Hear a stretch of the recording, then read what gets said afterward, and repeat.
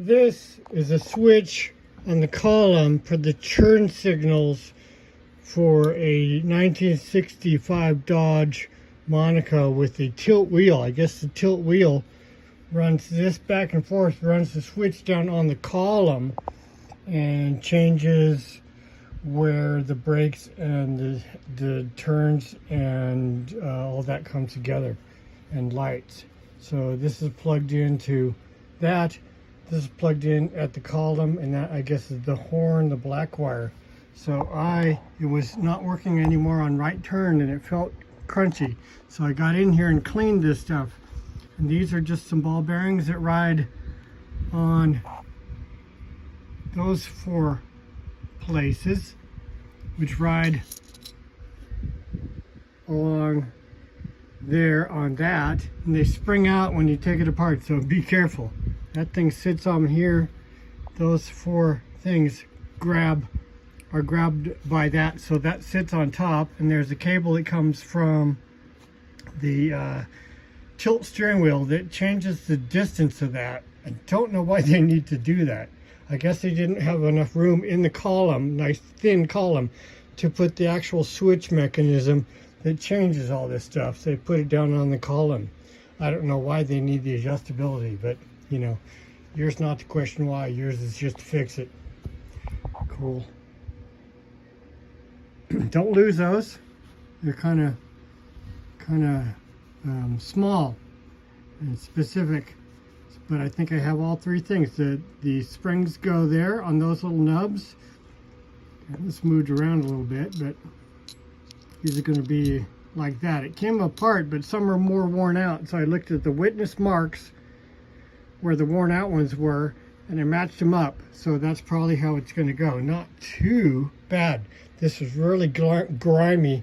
I cleaned it up pretty darn well with some Uncle Tony juice. Yep. 1965 Dodge Monaco tilt wheel turn indicator light switch.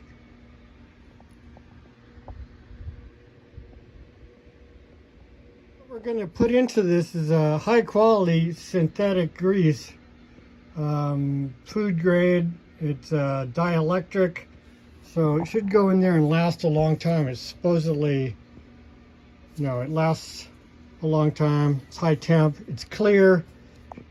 We'll get that smeared in there and put this back together later. What it takes to drive a fast car into the future. Big block extravaganza, baby. Yeah. Put those little balls in there with a little bit of that silicone grease. Helped stick them in there. Also magnetized that so I could pick them up and carefully set them in there, because they're going to get lost in here if they bounce. But they're kind of staying, and that thing's real smooth now. So I've got to try to put that on the top and hold it down.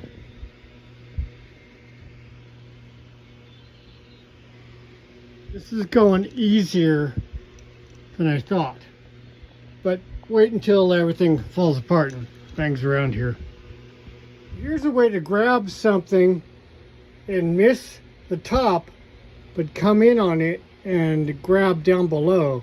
You open these up wider, and then you can miss the top stuff and pinch just what you want. So I'm going to be trying to pinch just those down, but I don't have a tripod, so hang on. Fantastic. I'll bet this is going to be great again. The contacts just got a little bad and a little worn. So if it doesn't work this time, I'll have to push the little pins down a little bit more so they make a little better contact.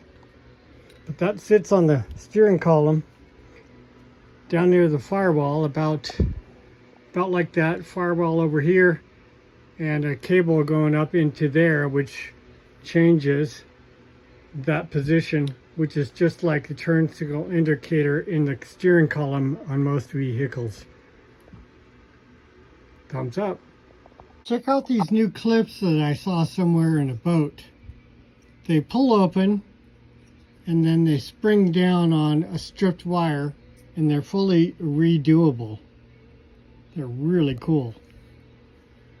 So I'm going to use that to put the other wire in and connect these two.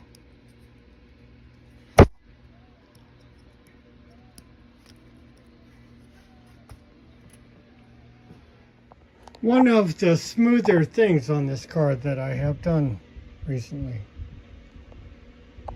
God, that terrible looking light.